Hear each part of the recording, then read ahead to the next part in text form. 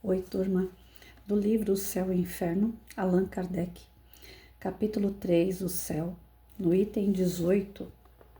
Nessa imensidade sem limites, onde está o céu? Está por toda parte, nada o cerca, nem lhe serve de limites. Os mundos felizes são as últimas estações do caminho que a ele conduz. As virtudes favorecem a caminhada e os vícios impedem o seu acesso.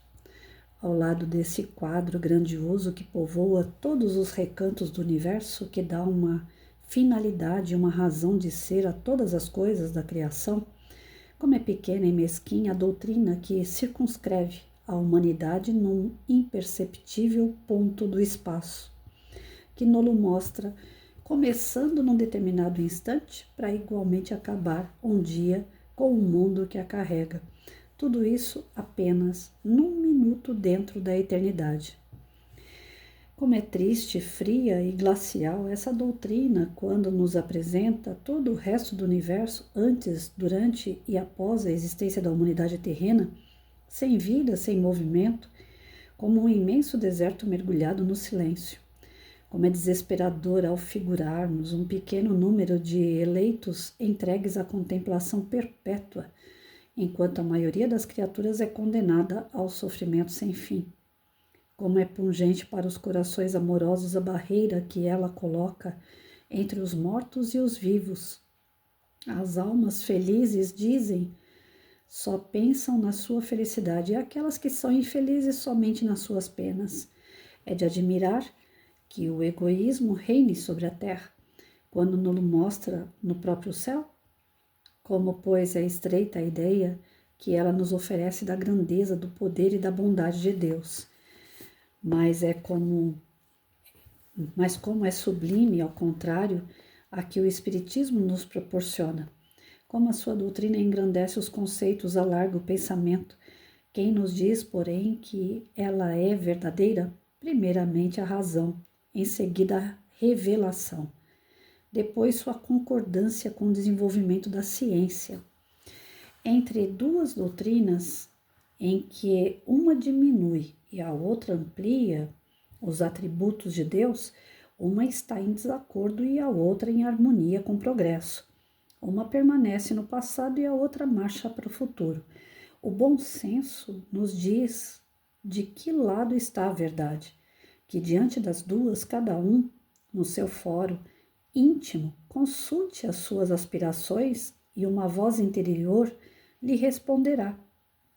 As aspirações são a própria voz de Deus, que não pode enganar os homens.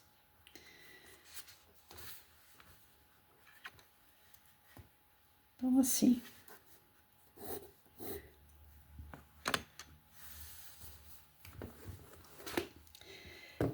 eu fico meio assim de ter que tocar, né, em assunto, apesar de ser um estudo, quem está dizendo é Allan Kardec, através dos estudos dele e os espíritos aos quais ele pediu as devidas informações, as suas observações, o seu trabalho, né? Eu não respondo pelo que ele escreve, respondo pelo que eu falo.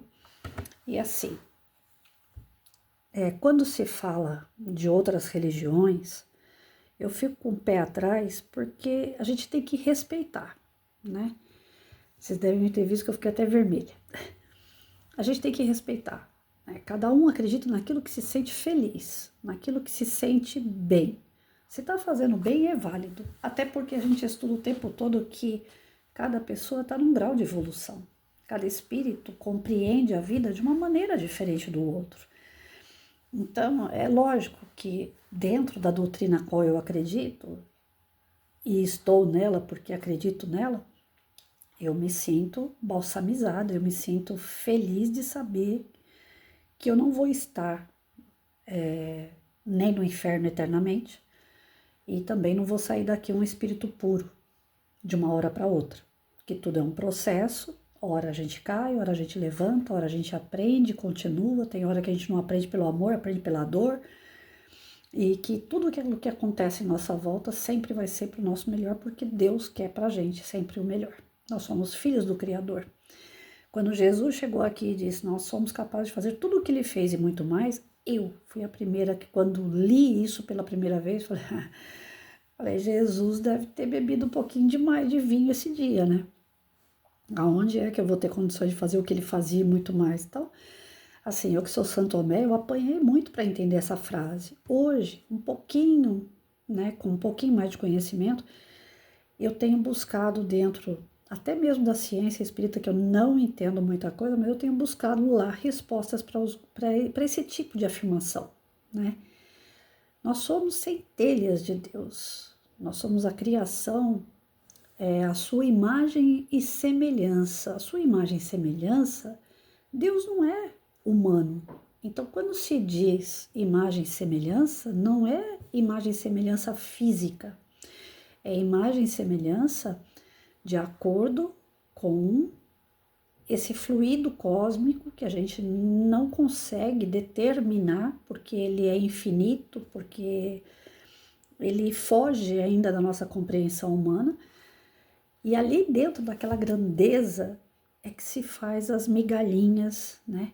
Das areinhas que a gente diz que nós somos, né? Os grãozinhos de areia que nós somos diante de tanta imensidão.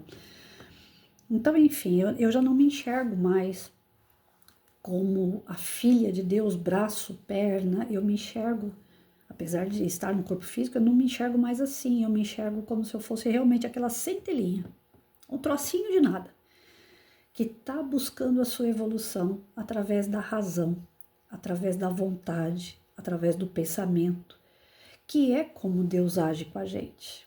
Tudo que ele cria através do pensamento e da vontade.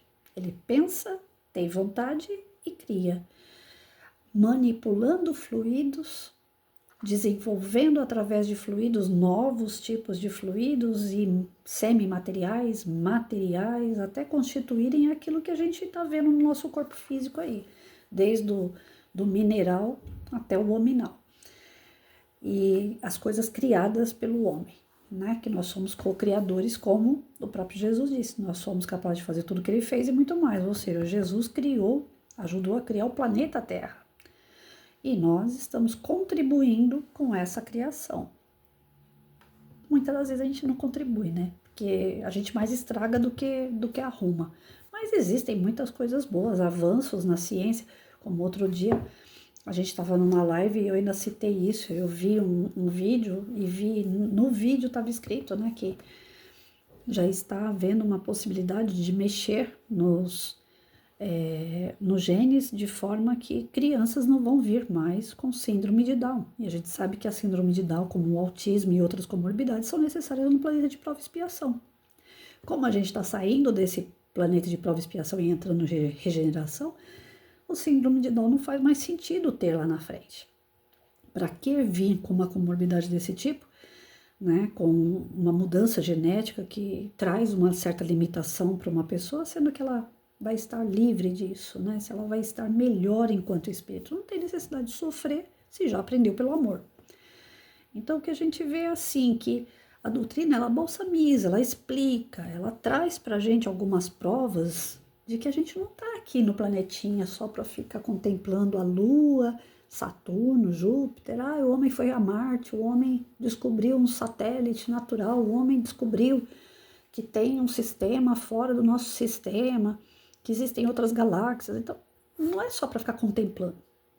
Tudo isso que existe no universo não é porque nós somos os escolhidos para, né? Deus presenteou você com a lua, Deus presenteou você com o sol. Não é bem isso, né? Isso é uma forma romântica de enxergar as coisas, porque na verdade tudo que tem um porquê de existir. Não é só para a gente ficar lá contemplando, um presente de Deus para a gente ficar contemplando, não. Mas sim porque aquilo ali faz parte de um processo evolutivo aos quais deve ter muitos tipos de vida e nós somos mais um tipo no universo, né? Então, a doutrina espírita, ela vai esclarecendo essas partes que faz com que a gente não se sinta sozinho no mundo, não se sinta egoísta de achar que tudo é para nós, né? E aí o que eu não gosto de tocar no assunto é isso, infelizmente, ou felizmente, porque nada se perde, nas outras doutrinas, outras religiosidades, eles estão caminhando para entender isso, né? Eu costumo brincar com os meus amigos que são católicos, evangélicos, o seguinte: todos eles falam que quando se morre, no nosso caso, que a gente acredita não na morte, mas um desencarne, né? A gente vai para o céu, vai para o inferno. Aí eu falo para eles: vocês não acreditam que a gente vai para o céu, vai para o inferno? Então, se vocês acreditam que a gente vai para o céu ou para o inferno, a gente está indo. E se a gente está indo, então é sinal que a gente não morreu. Então eu brinco com eles nesse sentido, sem ferir a crença do próximo, né? Porque eu acho assim, hoje eu acredito que eu tô num conhecimento um pouquinho melhor, porque eu tenho essa visão maior de universo, de Deus, mas eu não compreendo muito, compreendo um pouco mais.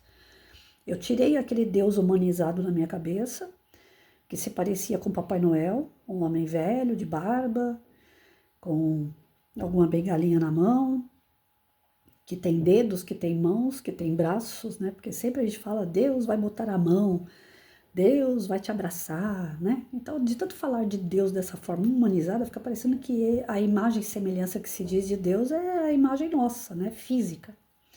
E eu já tirei da minha cabeça esse Deus humanizado. E hoje o que eu tenho para mim é que Deus é esse fluido cósmico universal, o qual eu sou uma centelhinha dele. Mas isso não significa que eu estou um pé à frente de ninguém. Significa que eu tenho um conhecimento diferente de outros, né? E a gente precisa aprender a respeitar o conhecimento de cada um, sem crítica.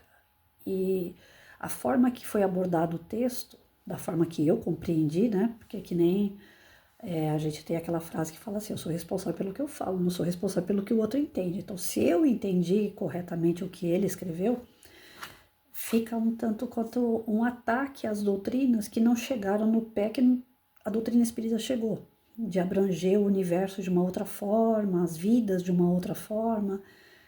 E eu não acho justo a gente desmerecer qualquer outro tipo de doutrina, religiosidade que seja, porque tudo faz parte do processo evolutivo e faz parte da vontade de Deus, né? Que as pessoas passem por etapas e que cada qual dentro da etapa que está passando se sinta bem. Se o evangélico é feliz em acreditar no céu ou inferno, né, da forma que ele acredita, ele tem que continuar sendo evangélico. Se ele continua sendo um bom pai, um bom marido, um bom amigo, um bom trabalhador, ele está correto. Não é a religião, não é bem a crença daquela religião que faz ele ser um espírito bom, o que faz é aqui dentro, né? Como ele lida com essa moral, esse princípio que ele recebe da sua religiosidade. Então, eu tenho esse tipo de pensamento, que cada qual não pode ser julgado, não pode dizer assim, o outro sabe menos, ou o outro estagna. Eu já fui da pá virada, eu já fiz esse tipo de crítica, mas vem cá, eu vim da católica, lá para mim não estava bom, por isso que eu saí, mas eu respeito.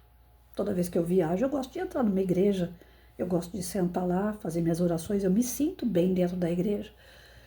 Então, por que criticar? Criticar eu não acho legal. Eu acho legal você falar o seu ponto de vista daquilo que você acredita. Então, o meu ponto de vista hoje, um pouco mais abrangente, mais esclarecido, eu devo à doutrina espírita, é por isso que eu estou nela. Mas se amanhã ou depois aparecer uma outra doutrina, uma outra revelação, uma outra circunstância que me faça melhor do que dentro da doutrina espírita, por que eu vou ficar presa à doutrina espírita? Eu não nasci, não cresci, nem vou morrer espírita, não é assim. Eu nasci por Deus, eu estou crescendo por Deus e vou evoluir por Deus. É Ele que conta, né? Então, dentro da doutrina, nós temos uma visãozinha assim, um pouquinho mais esclarecedora? Temos. Isso é fato. Né? A gente comunica com os espíritos, a gente acredita em reencarnação, a gente sabe que não vai perder elos. As pessoas que acreditam na morte, infelizmente, sofrem muito mais, porque acham que nunca mais vão ver seus parentes, acham que a morte seria um castigo, né? E, assim, tem uma visão um pouco restrita sobre vida e morte. Mas isso não faz eles terem uma moral menor, pelo contrário, né? do que um espírita. Que o espírita às vezes tem o conhecimento, mas não tem a moral. Então, é muito, como que eu posso dizer? Não é relevante, né? A gente falar de outros. O importante é a gente defender o nosso ponto de vista. Então, a doutrina, ela nos traz um conhecimento um pouquinho maior, ela traz essa abrangência de futuro, ela nos balsamiza, sabendo que a vida não termina no túmulo. A gente sabe que o céu e o inferno é um estado de consciência. Para onde nós vamos depende dos nossos gostos, da nossa moral, dos nossos princípios, de onde a gente vem, né, para cá, para reencarnar, depende muito daquilo que nós temos mérito, daquilo que nós fizemos por merecer, ou pelas dívidas que nós temos que resgatar. Então, nós temos assim, as idas e vindas para nós é algo contínuo e normal. Né? Não é que a gente vai ser frio, calculista, do tipo, morreu, acabou, tá bom, daqui a pouco a gente se vê de novo, tá tudo certo. Não, a gente também tem saudade, a gente também tem um momento de luto, de choro, lógico que tem, né? Mas tem a certeza futura de que um dia, mais dia, menos dia, a gente vai se reencontrar, porque o universo inteiro abrange uma série de espíritos, uma série de vidas diferentes, e a todo momento nós estamos em movimento dentro dessas energias, dentro desse crescimento, dessa evolução.